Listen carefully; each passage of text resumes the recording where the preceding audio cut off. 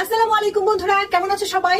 আমার কাছে দেখা যায় সবচেয়ে বেশি কমেন্ট যেটা আসে সেটা হচ্ছে যে আপু তুমি এই বয়সে এতটা সুস্থ থাকো, এত এনার্জেটিক, সারাদিন কাজ করো, তোমার কি কোনো রোগ ব্যাধি বা অসুখ বিসুখ নাই, কোনো প্রবলেম হয় না, তুমি কিভাবে এতটা এনার্জেটিক থাকো এবং এত কাজ কিভাবে করো? আমার সুস্থ থাকার মূল রহস্য হচ্ছে বাংলাদেশের জাতীয় ওষুধ নাপা নাপা নাপা।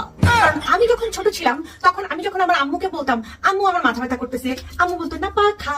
তারপর বলতাম আম্মু আমার গলা ব্যথা করতেছে, বলতো আম্মু আমার নাপা খা।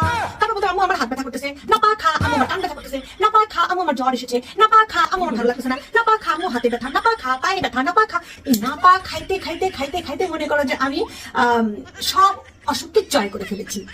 তো এটাই হচ্ছে আমার সুস্থ থাকার মূল রহস্য। তোমরাও বেশি বেশি করে প্রবলেম হলেই নাপা খাও আর হচ্ছে তোমাদের হায়াত বৃদ্ধি করো। তো ঠিক আছে বন্ধুরা, Napa is the secret of my energy.